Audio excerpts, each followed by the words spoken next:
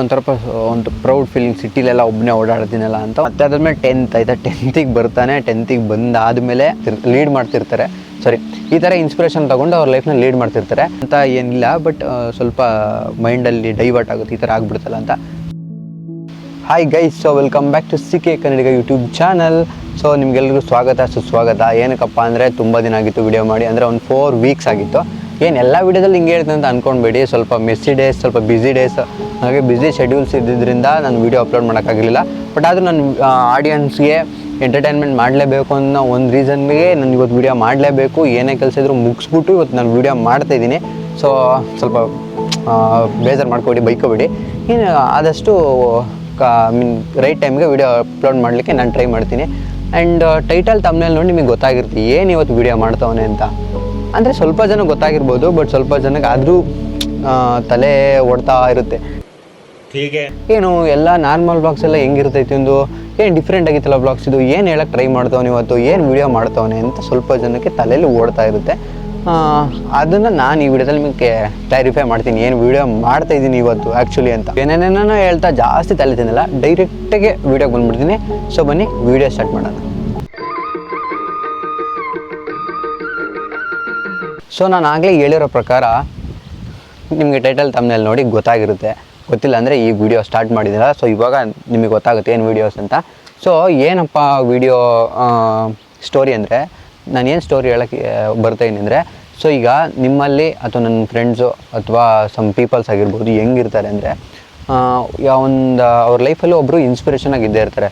Like ಅವರ ಅಪ್ಪ ಅಮ್ಮ, ಅವ್ರ ಫ್ಯಾಮಿಲಿ ಯಾರು ಪರ್ಸನ್ ಆಗಿರ್ಬೋದು, ಇಲ್ಲ ಅಂದರೆ ಲೈಕ್ ಕ್ರಿಕೆಟಲ್ಲಿ, ಇಲ್ಲ ಅಂದರೆ ಈ ಫಿಲಮ್ ಇಂಡಸ್ಟ್ರಿ ಸೆಲೆಬ್ರಿಟಿಗಳಲ್ಲಿ, ಈ ಥರದಲ್ಲಿ ಯಾವ ಥರ, ಅಥವಾ ಇನ್ನೂ ಹೇಳಬೇಕು ಅಂದರೆ ಸೈಂಟಿಸ್ಟು, ಈ ಥರ ಪೀಪಲ್ನ ಇನ್ಸ್ಪಿರೇಷನಾಗಿ ತಗೊಂಡು ಅವ್ರ ಲೈಫ್ನ ಲೀಡ್ ಮಾಡ್ತಿರ್ತಾರೆ, ಲೈಫ್ನ ಲೀಡ್ ಮಾಡ್ತಿರ್ತಾರೆ. ಸಾರಿ, ಈ ಥರ ಇನ್ಸ್ಪಿರೇಷನ್ ತಗೊಂಡು ಅವ್ರ ಲೈಫ್ನ ಲೀಡ್ ಮಾಡ್ತಿರ್ತಾರೆ. ಸೊ ಆ ಥರ ಇರೋ ಜನಗಳಲ್ಲಿ ನಾನು ಒಬ್ಬ. ಯಾಕಂದರೆ ನಾನು ವಿರಾಟ್ ಕೊಹ್ಲಿ ಬಿಗ್ ಫ್ಯಾನ್. ನಂಗೆ ವಿರಾಟ್ ಕೊಹ್ಲಿ ತುಂಬ ಇಷ್ಟ. ಆಲ್ಸೋ RCB ಫ್ಯಾನ್ ಕೂಡ. ಯಾಕಂದರೆ ಕನ್ನಡದರಾಗಿ ನಮ್ಮ ಕನ್ನಡ ಟೀಮಿಗೆ ಸಪೋರ್ಟ್ ಮಾಡಬೇಕು ಹೊರತು ಬೇರೆ ಟೀಮ್ಗೆಲ್ಲ. ಹಂಗೆ ಕ್ರಿಕೆಟಲ್ಲಿ ನನಗೆ ವಿರಾಟ್ ಕೊಹ್ಲಿ ಅಂದರೆ ಸಖತ್ ಇಷ್ಟ. ಸೊ ಅವ್ರನ್ನೇ ನಾನು ಇನ್ಸ್ಪಿರೇಷನ್ನ ತಗೊಂಡು ನಾನು ಬದುಕ್ತೀನಿ. ಬಟ್ ಏನು ಇದರಿಂದ ನಾವೇನು ತಿಳ್ಕೊಬೇಕು, ನಾನು ಏನು ಹೇಳಕ್ಕೆ ಬರ್ತಾಯಿದ್ದೀನಿ ಅಂದರೆ, ಒಂದು ಸ್ಟೋರಿ ಹೇಳಕ್ಕೆ ಬರ್ತಾಯಿದ್ದೀನಿ ಆಯಿತಾ. ಅದು ಏನು ಸ್ಟೋರಿ ಅಂದರೆ, ಈಗ ವಿರಾಟ್ ಕೊಹ್ಲಿ ಎಲ್ರಿಗೂ ಇಷ್ಟನೇ. ಬಟ್ ನನಗೆ ಇನ್ಸ್ಪಿರೇಷನ್ ತೊಗೊಂಡಿದ್ರು. ಬಟ್ ನಂಗೆ ಇನ್ನೊಬ್ರು ಇನ್ಸ್ಪಿರೇಷನ್ ಆಗಿದ್ದಾರೆ. ಏನಂದರೆ, ನಂಗೊಬ್ಬರು ಒಂದು ಹುಡುಗ, ಈಗ ಕತೆ ಹೇಳ್ತೀನಿ ಆಯಿತಾ, ಅವನೇ ನಂಗೆ ಇನ್ಸ್ಪಿರೇಷನ್ನು. ಅವನು ಈಗ ಕೆಲವರು ಹೆಂಗಿರ್ತಾರೆ, ಅವ್ರಿಗೆ ಎಲ್ಲ ಇರುತ್ತೆ ಆಯಿತಾ, ಎಲ್ಲ ಇದ್ದರೂ ಇನ್ನೂ ಏನೋ ಮಿಸ್ ಆಗಿರುತ್ತೆ, ಇನ್ನೂ ಏನೋ ಬೇಕು ಅಂತ ಬದುಕ್ತಾ ಇರ್ತಾರೆ ಲೈಫಲ್ಲಿ. ಬಟ್ ಈ ಹುಡುಗ ಅವನ ಲೈಫಲ್ಲಿ ಏನೂ ಇಲ್ದಿರ, ಝೀರೋಯಿಂದ ಇನ್ನೂ ಅವ್ನು ಕಷ್ಟಪಡ್ತಾನೆ ಇದ್ದಾನೆ. ಅವ್ನ ಲೈಫಲ್ಲಿ ಸ್ಟ್ರಗಲ್ ಪಡ್ತಾನೆ ಇದ್ದಾನೆ. ಅವ್ನ ಲೈಫ್ ಏನಾದರೂ ಒಂದು ಸಾಧನೆ ಮಾಡಬೇಕು, ಹುಟ್ಟಿರೋದಕ್ಕೋಸ್ಕರನಾದರೂ ಅಂತ ಕಷ್ಟಪಡ್ತಾನೆ ಇದ್ದಾನೆ. ಒಂದು ಸ್ಟೋರಿ ನೀವು ಕೇಳಿದರೆ ನಿಮಗೆ ಗೊತ್ತಾಗುತ್ತೆ ನಾನು ಅವ್ನು ಏನಕ್ಕೆ ಇನ್ಸ್ಪಿರೇಷನ್ ತೊಗೊಂಡಿದ್ದೀನಿ ಅಂತ. ಸೊ ಬನ್ನಿ ಸ್ಟೋರಿ ಸ್ಟಾರ್ಟ್ ಮಾಡೋಣ, ಜಾಸ್ತಿ ತಲೆ ತಿನ್ನಲ್ಲ. ಸೊ ಆ ಹುಡುಗ ಒಂದು ನಾರ್ಮಲ್ ಹಳ್ಳೀಲಿ ಬದುಕ್ತಾ ಇರ್ತಾನೆ. ಹುಟ್ಟಿದ್ದು ಹಾಸ್ಪಿಟಲಲ್ಲೇ, ಇದನ್ನು ಕೇಳಕ್ಕೆ ಹೋಗ್ಬಿಡಿ ಆಮೇಲೆ.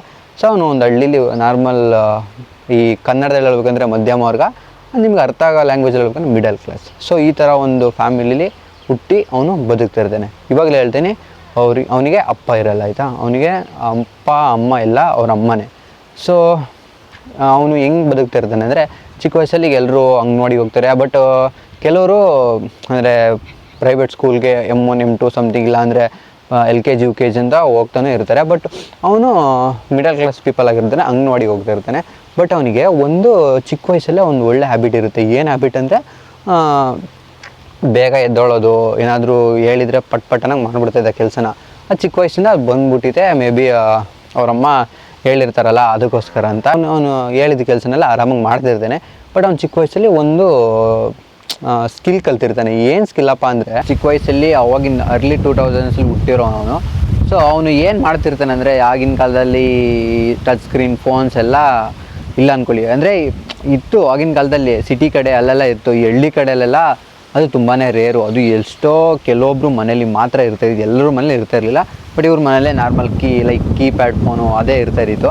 ಸೊ ಅವನು ಅದರಲ್ಲಿ ಏನು ನಾರ್ಮಲ್ ಫೋನ್ ಡೈಲ್ ಮಾಡ್ಕೊಳೋದಲ್ವ, ಅದರಲ್ಲಿ ಅದಕ್ಕೆ ಏನು ಸಂಬಂಧ ಇಲ್ಲ. ಬಟ್ ಅವ್ನ ಸ್ಕಿಲ್ ಏನಿತ್ತು ಅಂದರೆ, ಅವನು ಅವ್ರ ಮನೆ ಹತ್ರ ಯಾವುದಾದ್ರೂ ಒಂದು ಕಾರ್ ಆಗಿರಲಿ, ಬೈಕ್ ಆಗಿರಲಿ, ಏನೇ ಬಂದರೂ ಒಂದು 360 ಡಿಗ್ರಿ ಕವರು ಮಾಡ್ತಿದ್ದ, ಫುಲ್ ನೋಡ್ತಿದ್ದ ಆ ಗಾಡಿ ಏನು, ಅದು ಏನು ಕಂಪ್ನಿ ಇದು. ಫಸ್ಟ್ ಆಫ್ ಆಲ್ ಆ ವಯಸ್ಸಲ್ಲಿ ಅದನ್ನು ನೋಡ್ತೇನೆಂದರೆ ನಾವು ಹೋಗಿ ಅಪ್ರಿಷಿಯೇಟ್ ಮಾಡ್ಬೇಕು. ಬಿಕಾಸು ಈಗಿನ ಎಷ್ಟೋ ಮಕ್ಕಳು ಒಂದು 5-6 ಇಯರ್ಸಲ್ಲಿರುವಾಗ ಫೋನೇ ಬೇಕು ಅಂತ ಎಲ್ಲೋ ಇದು ಮಾಡ್ತಾಯಿರ್ತಾರೆ. ಎಲ್ಲರೂ ಅದನ್ನೇ ಹಠ ಮಾಡ್ತಾಯಿರ್ತಾರೆ, ಫೋನ್ ಬೇಕು ಅಂತ. ಬಟ್ ಅವಾಗಿನ ಅರ್ಲಿ 2000s ಹುಟ್ಟಿರೋರದ್ದು ಹೆಂಗಿರುತ್ತೆ ಅಂದರೆ, ಫೋನೆಲ್ಲ ಆವಾಗ ಇದ್ದರೂ ಸಿಟಿ ಕಡೆಯವ್ರು ಮಾತ್ರ ಇತ್ತು, ಹಳ್ಳಿ ಕಡೆಯಲ್ಲಿ ತುಂಬ ರೇರು.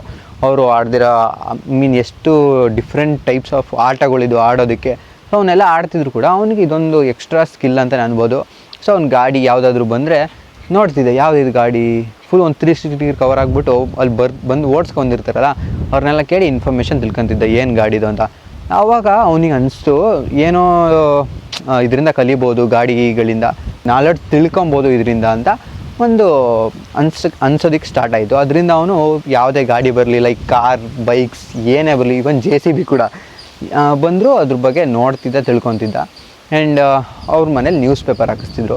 ಬೆಳಗ್ಗೆ ನ್ಯೂಸ್ ಪೇಪರ್ ಬಂದಾಗ ಅದನ್ನು ಓದ್ಬಿಟ್ಟು ಅವ್ರ ತಾತ ಇದ್ರಲ್ಲ, ಅವ್ರ ತಾತ ಹಾಕಿಸ್ಕೋತಿದ್ರು. ಸೊ ಅವ್ರ ತಾತ ಓದಿ ಅವ್ರ ತಾತನ ಜೊತೆ ಅವನು ಕೂತ್ಕೊಂಡು ಓದ್ತಿದ್ದ. ಓದಾದ್ಮೇಲೆ ಅದ್ರಿಗೆ ಏನಾದ್ರು ಸಮ್ ಪಿಕ್ಚರ್ಸ್ ಇರುತ್ತಲ್ಲ, ಲೈಕ್ ಕಾರ್ಸ್, ಬೈಕ್ಸ್ದು, ಅದನ್ನೆಲ್ಲ ಅವನು ಅದನ್ನು ಕಟ್ ಮಾಡಿಬಿಟ್ಟು ಒಂದು ಬುಕ್ ಮಾಡ್ಕೊಂಡಿದ್ದ, ಆಯಿತಾ. ಸೊ ಇದನ್ನು ಎಷ್ಟೊಂದು ಜನ ಮಾಡಿರ್ತಾರೆ, ಬೇರೆ ಬೇರೆ ಥರ ಲೈಕ್ ಫ್ಲವರ್ಸು ಏನೋ ಫೋಟೋಸ್ ಎಲ್ಲ. ಬಟ್ ಇವನು ಅದು ಕಾರ್ಸ್, ಬೈಕ್ಸ್ ಫೋಟೋಸ್ನೆಲ್ಲ ಕಟ್ ಮಾಡಿ ಪೇಸ್ಟ್ ಮಾಡಿ ಇಟ್ಕೋತಿದ್ದ ಆ ಬುಕ್ಕಲ್ಲಿ. ಅದೊಂದು ಗುಡ್ ಹ್ಯಾಬಿಟೋ ಸ್ಕಿಲ್ ಅಂತಲೇ ಹೇಳ್ಬೋದು. ಅವನು ಅದನ್ನು ಮಾಡ್ತಿದ್ದ. ಸೊ ಇದು ಅವನಿಗೆ ಹೋಗ್ತಾ ಅವನ ಮೇಲೆ ಯಾವ ಥರ ಇಂಪ್ಯಾಕ್ಟ್ ಮಾಡೋದಕ್ಕೆ ಸ್ಟಾರ್ಟ್ ಆಯಿತು ಅಂದರೆ, ಸ್ಕೂಲ್ಗೆ ಶಿಶುವಾರಾಮಿನ ಅಂಗನವಾಡಿ ಮುಗೀತು, ಸ್ಕೂಲ್ಗೆ ಎಂಟರಾದರೂ ಅದು ಹೋಗಲೇ ಇಲ್ಲ. ಅವ್ನು ಯಾವ ಥರ ಅಂದರೆ, ಯಾರಾದರೂ ಡ್ರಾಯಿಂಗ್ ಯಾತ್ರೆಗೆ ಬರೀತಾರೆ, ಡ್ರಾಯಿಂಗ್ ಬುಕ್ಕಲ್ಲಿ ಬರೀತಾರೆ, ಅವ್ನು ಬರೆದು ಡ್ರಾಯಿಂಗ್ ಬುಕ್ ತುಂಬ್ತಿತ್ತು. ಇಲ್ಲಾಂದರೆ ಏನಾದರೂ ಕೊಡಿಸ್ತಿರ್ಲಿಲ್ಲ ಅವ್ರ ಮನೇಲಿ, ಬರೀ ಹಿಂಗೆ ಮಾಡ್ತಾರೆ ಅಂತ.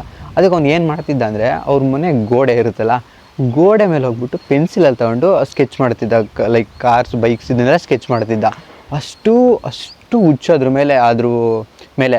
ಸೊ ಅವನಿಗೆ ಚಿಕ್ಕ ವಯಸ್ಸಲ್ಲಿ ಇರುವಾಗ ಅವರು ಊರಲ್ಲಿ ಇರ್ತಾರಲ್ಲ, ಅವನಿಗಿಂತ ದೊಡ್ಡವ್ರು ಸ್ವಲ್ಪ ಅಣ್ಣಂದಿರು, ಅವ್ರು ಬಂದು ಅವ್ನಿಗೆ ಹೇಳ್ತಾಯಿದ್ರು, ಆ ಗಾಡಿ ಬಿಡಿಸು, ಈ ಗಾಡಿ ಬಿಡಿಸು, ಇದನ್ನು ಬರೀ ಚೆನ್ನಾಗಿ ಬರೀತೀನಿ ಅಂತ. ಅವನಿಗೆ ಖುಷಿ ಅದನ್ನೇ ಇದು ಮಾಡೋದಕ್ಕೆ.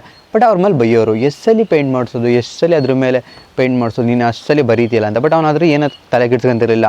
ಅವ್ನು ಖುಷಿಗೋಸ್ಕರ ಅವ್ನು ಬರೀತಾ ಇದ್ದ. ಒಂಥರ ಚೆಂದ ಅಲ್ವಾ ಇದನ್ನು ಕೇಳೋದಕ್ಕೆ, ಈ ಥರನೂ ಇರ್ತಾರ ಜನಗಳು ಅಂತ. ಅದೊಂಥರ ಖುಷಿ ಕೊಡುತ್ತೆ. ಯಾಕಂದರೆ ನಾವು ಮಕ್ಕಳಾಗಿರುವಾಗ ನಾವೇನಾದರೂ ಒಂದು ಕೆಲಸ ಮಾಡ್ತಿದ್ವಿ, ಏನಾದರೂ ಒಂದು ಖುಷಿ ಕೊಡೋ ಆಟನ ಆಡ್ತಿರ್ಬೋದು, ಏನಾದರೂ ಮಾಡ್ತಿದ್ರೆ ಅದನ್ನು ಮಾಡೋದಕ್ಕೆ ಎಷ್ಟು ಇಂಟ್ರೆಸ್ಟ್ ಬರುತ್ತಲ್ವ. ಈಗಿನ ಕಾಲದವರು ಮಾಡ್ತಾರೆ, ಈಗಿನ ಕಾಲದವ್ರು ಏನೇನೋ ಬಂದುಬಿಡುತ್ತೆ, ಪ್ರಾಜೆಕ್ಟ್ ಎಲ್ಲ ಮಾಡ್ತಾರೆ. ಅದು ನಮ್ಮ ಕಾಲಕ್ಕೆ ಹೋಲಿಸಿದ್ರೆ ತುಂಬಾ ದೊಡ್ಡದಾಯ್ತು ಈಗಿನ ಕಾಲದಲ್ಲಿ. ಬಟ್ ಆದರೂ ಕೆಲವೊಂದಷ್ಟು ಜನ ಮಕ್ಕಳು ಅದನ್ನು ಮಾಡಲ್ಲ.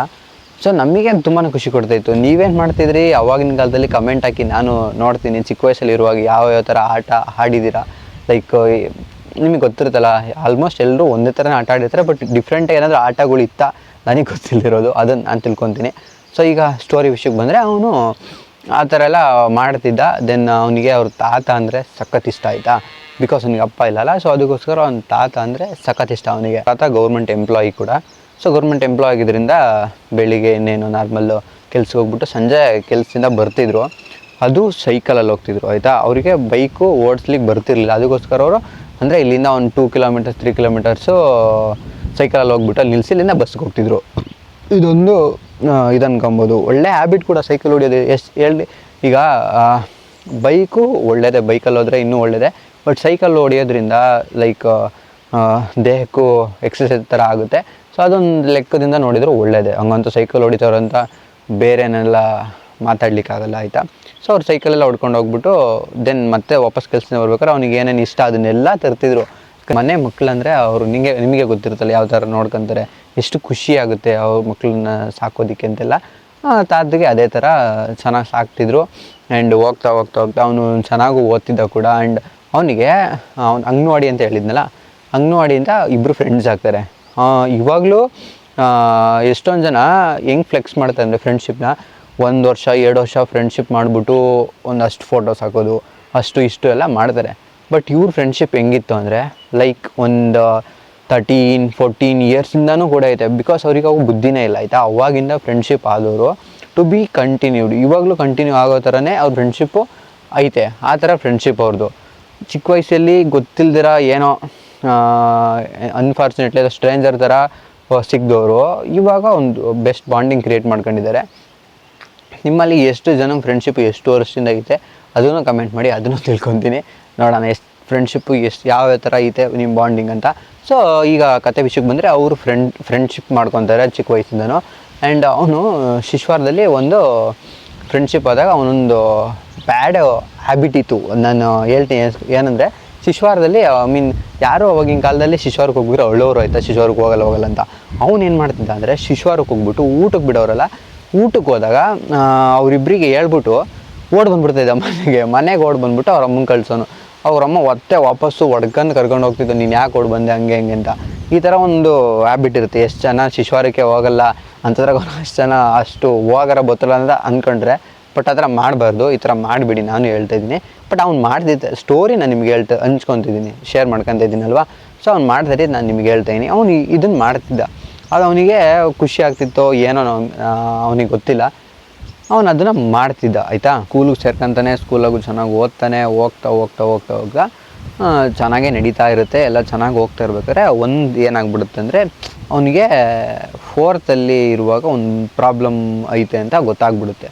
ಏನಂದರೆ ಸ್ವಲ್ಪ ಪ್ರಾಬ್ಲಮ್ ಇರುತ್ತೆ ಅವನಿಗೆ. ಅಂದರೆ ಸ್ವಲ್ಪ ದೂರದಲ್ಲಿರುತ್ತೆ, ಸ್ವಲ್ಪ ಮಂಜು ಥರ ಕಾಣುತ್ತೆ ಅಂತ ಒಂದು ಪ್ರಾಬ್ಲಮ್ ಗೊತ್ತಾಗುತ್ತೆ. ಬಟ್ ಅವಾಗೇನಷ್ಟು ಅದನ್ನು ತಲೆ ಕೆಡಿಸ್ಕೊಳ್ಳೋದಿಲ್ಲ. ಟೆಸ್ಟ್ ಮಾಡಿಸ್ತಾರೆ, ಸರಿ ಆಗುತ್ತೆ ಅಂತ ಅಂದ್ಕೊತಾರೆ. ಹೋಗ್ತಾ ಅವನಿಗೆ ಸ್ಪೆಕ್ಸ್ ವೇರ್ ಮಾಡಲೇಬೇಕಾಗೋ ಪರಿಸ್ಥಿತಿ ಬರುತ್ತೆ. ಸ್ಪೆಕ್ಸು ವೇರ್ ಮಾಡ್ತಾನೆ, ಬಿಡು ಹೋಗಲಿ. ಅದು ಸ್ಟಾರ್ಟಿಂಗ್ ಸ್ಪೆಕ್ಸ್ ವೇರ್ ಮಾಡೋದ್ರಿಂದ ಅವನಿಗೆ ಕಷ್ಟನೂ ಆಗುತ್ತೆ ಕೂಡ. ಯಾಕಂದರೆ ಈಗ ನಾರ್ಮಲ್ಲು, ಈಗ ನಾನು ಸ್ಪೆಕ್ಸ್ ಹಾಕಿದ್ದೀನಿ, ಈಗ ನನ್ನ ಫ್ರೆಂಡ್ ಸ್ಪೆಕ್ಸ್ ಆಗಿರಲ್ಲ, ಅವನಿಗೆ ನನ್ನ ಸ್ಪೆಕ್ಸ್ ಕೊಟ್ಟರೆ ಅವನಿಗೆ ಕಾಣಿಸೋದೇ ಇಲ್ಲ. ಏನಕ್ಕೆ ಬಿಕಾಸ್ ಅವ್ನು ಯೂಸ್ಡ್ ಆಗಿರಲ್ಲ. ಈಗ ನಾರ್ಮಲ್ ಸ್ಪೆಕ್ಸ್ ಹಾಕೋದಕ್ಕೂ ಪವರ್ ಗ್ಲಾಸ್ ಆಗಿರೋದಕ್ಕೂ ತುಂಬಾ ಯೂಸ್ ಡಿಫ್ರೆನ್ಸ್ ಇದೆ ಅಲ್ವಾ. ಸೊ ಈಗ ನಿಮ್ಮ ಗ್ಯಾಂಗಲ್ಲೇ ಯಾರಾದ್ರು ಸ್ಪೆಕ್ಸ್ ಹಾಕಿದ್ರೆ, ಈ ವಿಡಿಯೋ ನೋಡ್ತಿರೋ ನಿಮಗೆ ಗೊತ್ತಿರುತ್ತಲ್ಲ, ಸ್ಪೆಕ್ಸ್ ಹಾಕ್ತಿರೋರ ಪ್ರಾಬ್ಲಮ್ ಏನಂತ ಅವ್ರಿಗೆ ಗೊತ್ತಿರುತ್ತೆ. ಸೊ ಅವನಿಗೂ ಸ್ಟಾರ್ಟಿಂಗ್ ಹಂಗೆ ಸ್ವಲ್ಪ ಅಡ್ಜಸ್ಟ್ ಆಗುತ್ತೆ, ಸ್ವಲ್ಪ ಟೈಮು ಎಲ್ಲ ಬೇಕಾಗುತ್ತೆ, ಸ್ಪೆಕ್ಸ್ ಹಾಕಬೇಕು ಹಂಗೆ ಅಂತ. ದೆನ್ ಅದು ಅಡ್ಜಸ್ಟ್ ಕೂಡ ಆಗುತ್ತೆ. ಅದಾದಮೇಲೆ ಅವ್ನ ಲೈಫಲ್ಲಿ ನಾರ್ಮಲ್ ಏನು ಡೇಸ್ ಹೋಗ್ತಾ ಇರುತ್ತೆ, ಸ್ಕೂಲ್ ಲೈಫಲ್ಲಿ ಅದೇ ಥರ ಹೋಗ್ತಾ ಇರುತ್ತೆ. ಕಷ್ಟ ಇದ್ದರೂ ಅವ್ರ ಮನೇಲಿ ಅದನ್ನು ತೋರಿಸ್ಕೊತಾರಲ್ಲ, ಅವನ್ನ ಚೆನ್ನಾಗೇ ಸಾಕಿರ್ತಾರೆ. ಆ್ಯಂಡ್ ಅವ್ರು ದೊಡ್ಡಮ್ಮ ಇರ್ತಾರೆ ಆಯಿತಾ. ಅವನಿಗೆ ಒಬ್ಬರು ದೊಡ್ಡಮ್ಮ ಇರ್ತಾರೆ, ಅವ್ರಿಬ್ಬರು ಮಕ್ಕಳು ದೊಡ್ಡಮ್ಮಗೆ. ಅವರಿಬ್ಬರು ಮದುವೆ ಮಾಡಿ ಕಳ್ಸಾದ್ಮೇಲೆ ಅವ್ರು ದೊಡ್ಡಮ್ಮ ಒಬ್ಬರೇ ಇರ್ತಾರಲ್ಲ, ಅದಕ್ಕೆ ಅವ್ರೇನು ಅನ್ಕೊಂತಾರೆ, ಅವನ್ನ ಕರ್ಕೊಂಬಿಟ್ಟು ನನ್ನ ಹತ್ರನೇ ಇಟ್ಕೊಂಡ್ಬಿಡೋಣ, ನಮ್ಮೂರಲ್ಲೇ ಸ್ಕೂಲಿಗೆ ಸೇರಿಸ್ಕೊಳ್ಳೋಣ ಅಂತ ಅಂದ್ಕೊಂಡು ಸೇರಿಸೋದಕ್ಕೆ ತುಂಬಾ ಟ್ರೈ ಮಾಡ್ತಾರೆ. ಬಟ್ ಆದರೆ ಆಗಲ್ಲ ಆಯಿತಾ. ಅವ್ನು ಒಂದು ಊರಿಂದ ಇನ್ನೊಂದು ಊರಿಗೆ ಸ್ಕೂಲಿಗೆ ಹೋಗ್ಬೇಕಂದ್ರೆ ಈ ಊರಲ್ಲಿರೋ ಸ್ಕೂಲ್ ಟೀಚರು ಟಿ ಸಿ ಕೊಡೋಕೆ ಇಷ್ಟಪಡಲ್ಲ. ಬಿಕಾಸ್ ಅವ್ನು ಚೆನ್ನಾಗಿ ಓದ್ತಾನಂತನೋ ಇಲ್ಲ ಅಂದರೆ ಒಳ್ಳೆ ಸ್ಟೂಡೆಂಟ್ ಅಂತನೋ ಏನಕ್ಕೂ ಗೊತ್ತಿಲ್ಲ. ಬಟ್ ಅವನಿಗೆ ಟಿ ಸಿ ಕೊಡಲ್ಲ ಅವರು ದೊಡ್ಡಮ್ಮಗೆ. ಯಾವ ದೊಡ್ಡಮ್ಮ ಎಷ್ಟೇ ಹಠ ಮಾಡಿದರೂ ಇಲ್ಲ ಕೊಡಲ್ಲ ಅಂತಲೇ ಅಂತಾರೆ ಟಿ ಸಿನ. ಸರಿ ಆಯಿತು, ಅವ್ನು ಹೋಗೋಕ್ಕಾಗಲ್ಲ, ಸ್ಕೂಲು ಓದಲಿಕ್ಕಾಗಲ್ಲ, ಹೋಗಲಿ ಅಂತ ಹೇಳ್ಬಿಟ್ಟು ಸುಮ್ಮನೆ ಮತ್ತೆ ಅವ್ರ ಊರಲ್ಲೇ ಅವ್ನು ಓದೋಕ್ಕೆ ಸ್ಟಾರ್ಟ್ ಮಾಡ್ತಾನೆ. ಅವ್ರ ಊರು ಹೆಂಗಿರುತ್ತೆ ಅಂದರೆ ಒಂದು ಹಳ್ಳಿ ಆಯಿತಾ. ಒಂದು ಹಳ್ಳಿ ಯಾವ ಥರ ಅಂದರೆ, ಒಂದು ಸಿಟಿಯಿಂದ ಒಂದು ಸುಮಾರು ಒಂದು 10 ಕಿಲೋಮೀಟರ್ ದೂರದಲ್ಲಿರೋ ಹಳ್ಳಿ. ಅದು ಫುಲ್ ಕಾಡು. ಅವ್ರ ಹಳ್ಳಿನೇ ಲಾಸ್ಟು, ಅದರಿಂದ ಗುಡ್ಡ ಬೆಟ್ಟ ಈ ಥರನೇ ಇರೋ ಥರ. ಹಳ್ಳಿ ಅಂದರೆ ನಿಮಗೆ ಗೊತ್ತಿರುತ್ತಲ್ಲ ಯಾವ ಥರ ಇರುತ್ತೆ ಅಂತ. ಅದೇ ಥರ ಒಂದು ನಾರ್ಮಲ್ ಹಳ್ಳಿ ಒಂದು ಮಿಡಲ್ ಕ್ಲಾಸ್ ಜನರಲ್ಲಿ ಹುಟ್ಟಿರೋದು ಹುಡುಗ ಆಯಿತಾ. ಸೊ ಈ ಥರ ಇರುತ್ತೆ ಒಂದು ಸಿಚುವೇಶನ್ನು. ಅವ್ರ ಮಲ್ಲಿ ದೊಡ್ಡಮ್ಮಗೆ ಟಿ ಸಿ ಕೊಡಲ್ಲ. ಸರಿ ಆಗಲಿ, ಇನ್ನೇನು ಮಾಡೋಕ್ಕಾಗುತ್ತೆ, ಮುಂದೆ ಈಗ 7th ಓದಲೇಬೇಕು. 6th ಟಿ ಸಿ ಹೇಳಿದ್ದು, ಬಟ್ ಅವ್ರು ಕೊಡಲ್ಲ. 7th ಓದಲಿ, ನೀನು 8th ಹೋದ್ಮೇಲೆ ಅವ್ರ ಊರಲ್ಲಿ ಹೈಸ್ಕೂಲು ಇದೆ, ಹೈಸ್ಕೂಲ್ಗೆ ಹಾಕ್ಕೊಂಬಿಡೋಣ ಅಂತ ಅವ್ರು ದೊಡ್ಡಮ್ಮ ಏನಂತೆ ಡಿಸೈಡ್ ಮಾಡ್ಕೊಳುತ್ತೆ. ದೆನ್ ಅವ್ನು 7th ಮುಗಿಸ್ತಾನೆ. 7th ಮುಗಿಸೋ ಟೈಮಲ್ಲಿ ಅವ್ನಿಗೆ ಇನ್ನೊಂದು ಆಪ್ರೇಷನ್ ಆಗುತ್ತೆ. ಏನಂದರೆ ಅವನಿಗೆ ಸ್ವಲ್ಪ ಪ್ರಾಬ್ಲಮ್ ಇರುತ್ತೆ. ಏನು ಪ್ರಾಬ್ಲಮ್ ಅಂದರೆ ಅರ್ನಿಯಾ ಪ್ರಾಬ್ಲಮ್ ಅಂತ ಒಂದು ಆಪ್ರೇಷನ್ ಆಗುತ್ತೆ ಆಯಿತಾ. ಆಪ್ರೇಷನ್ ಆದಮೇಲೆ ದೆನ್ 7th ಎಕ್ಸಾಮ್ ಬರೀತಾನೆ. ಅವ್ನು ಹೆಂಗಿರುತ್ತೆ ಲೈಫ್, ಅಲ್ಲಿವರೆಗೂ ಅವ್ನ ಲೈಫಲ್ಲಿ 3 ಜನ ಮೇಜರ್ ಆಗಿರ್ತಾರೆ. ಸೊ ಹೆಂಗೆ ಅಂದರೆ ಅವ್ರ ತಾತ, ಅವರ ದೊಡ್ಡಮ್ಮ ಮತ್ತು ಅವ್ರ ಅಜ್ಜಿ. ಅವರಮ್ಮನೂ ಇರಲಿ, ಬಟ್ ಅವ್ನು ಜಾಸ್ತಿ ಮೇಜರಾಗಿ ಇಂಪ್ಯಾಕ್ಟ್ ಮಾಡ್ತಾಯಿದ್ದು. ಅವ್ನ ಲೈಫಲ್ಲಿ ತುಂಬಾ ಒಂದು ಬೆಸ್ಟ್ ಕ್ಯಾರೆಕ್ಟರ್ ಆಗಿದ್ದು. ಎಲ್ಲರ ಲೈಫಲ್ಲಿ ಅಮ್ಮನೂ ಇರ್ತಾರೆ, ಬಟ್ ಅವನಿಗೆ ಅಮ್ಮನೂ ಇಷ್ಟನೇ. ಬಟ್ ಅವ್ರ ಅಮ್ಮಗಿಂತ ಸ್ವಲ್ಪ ಜಾಸ್ತಿ ಅವ್ರ ಅಜ್ಜಿ ಬಿಟ್ಟರೆ ಅವ್ರ ದೊಡ್ಡಮ್ಮ ಬಿಟ್ಟರೆ ಅವ್ರ ತಾತ. ಬಟ್ ಒಂದು ಡೇ ಏನಾಗ್ಬಿಡುತ್ತೆ, ಅವ್ರ ತಾತ ಡೈಡ್ ಆಗಿಬಿಡ್ತಾರೆ. ಸೊ ಅವ್ರ ತಾತನ ಡೆತ್ ಆದಮೇಲೆ ಅವ್ನು ಸ್ವಲ್ಪ ಕಷ್ಟ ಆಗೋದು ಲೈಫಲ್ಲಿ. ಏನಕ್ಕೆ ಅಂದರೆ ಬಿಕಾಸ್ ಅವನಿಗೆ ಅಪ್ಪ ಇರಲ್ಲ. ಸೊ ಅವ್ರ ತಾತ ಮನೆ ನಡೆಸ್ತಿರ್ಬೇಕಾದ್ರೆ ಏನಾಗುತ್ತೆ ಅಂದರೆ, ಅವ್ರ ತಾತ ಸತ್ತೋದ್ಮೇಲೆ ಡೆತ್ ಆದಮೇಲೆ ಲೈಫ್ ಸ್ವಲ್ಪ ಕಷ್ಟ ಆಗ್ಲಿಕ್ಕೆ ಸ್ಟಾರ್ಟ್ ಆಗ್ತದೆ. ಇದು ಹಿಂಗೆ ಇದ್ದಿದ್ದು ಲೈಫು ಹಿಂಗೆ ಇರಲ್ಲ, ಸ್ವಲ್ಪ ಬದಲಾಗಬೇಕು, ಚೇಂಜ್ ಆಗಬೇಕು, ಆ ಥರ ಪರಿಸ್ಥಿತಿ ಬರ್ತದೆ. ಆ್ಯಂಡ್ ಅವ್ರ ದೊಡ್ಡಮ್ಮನೂ ನಾನೇ ಸಾಕ್ಕೋತೀನಿ ಅಂತ ಅಂದಾಗ ಇಲ್ಲ ಅಂತ ಅಂದಾಗ ಸರಿ ಆಯಿತು, ದೊಡ್ಡಮ್ಮ ನಮ್ಮೂರಿಗೆ ಸೇರಿಸ್ಕೋತಿಂದ 6th ಹೇಳಿರುತ್ತಲ್ಲ. ಸೊ ಅದೇ ಥರ ಈಗ 8th ಬಂದಮೇಲೆ ಅವ್ರ ಊರಿಗೆ ಸ್ಕೂಲಿಗೆ ಸೇರಿಸ್ತಾರೆ ಅವನ್ನ. ಬಟ್ ಅವ್ನಿಗೆ ಯಾಕೋ ಅಲ್ಲಿ ಇಷ್ಟ ಆಗಲ್ಲ, ಏನೋ ಎನ್ವಿರಾನ್ಮೆಂಟೋ ಇಲ್ಲಾಂದರೆ ಅವ್ರ ಅಜ್ಜಿ ಬಿಟ್ಟಿರೋಕ್ಕಾಗಲ್ವೋ, ಅದು ಆ ಒಂದು ಸಮ್ ರೀಸನ್ಸಿಂದ ಅವನಿಗೆ ಆ ಸ್ಕೂಲಲ್ಲಿ ಓದಲಿಕ್ಕಾಗಲ್ಲ. ಅವ್ನು TC ತಗೊಂಡು ಬೇರೆ ಊರಿಗೆ ಸೇರ್ಕೊಂತಾನೆ. ಈಗ ಒಂದು ಇಲ್ಲಿವರೆಗೂ ನಡೆದಿದ್ದು ಸ್ಟೋರಿ ಒಂದು ಸ್ವಲ್ಪ ಇದಾಗಿದೆ, ಒಂದು ಸ್ವಲ್ಪ ಡಿಫ್ರೆನ್ಸಾಗಿ ಸ್ಟಾರ್ಟ್ ಆಗುತ್ತೆ. ಏನಕ್ಕೆ ಅಂದರೆ ಈ ಬರೀ ಹಳ್ಳಿ ಇಲ್ಲಿ ಓಡಾಡ್ಕೊಂಡು ಬೆಳೆದಿರೋ ಹುಡುಗ ಸಿಟಿಗೆ ಹೋದಾಗ ಸ್ವಲ್ಪ ಮೈಂಡ್ ಸೆಟ್ಟು ಇಂಪ್ರೂವ್ ಆಗುತ್ತೆ. ಒಂದು ಸ್ವಲ್ಪ ಅವನಿಗೆ ಕಷ್ಟನೂ ಆಗುತ್ತೆ ಹೊಂದ್ಕೊಳ್ಳೋದಕ್ಕೆ ಸಿಟಿಗೆ. ಯಾಕಂದರೆ ಯಾವತ್ತೂ ಒಬ್ಬೊಬ್ಬನೇ ಓಡಾಡ್ದವನಲ್ಲ ಅವನು.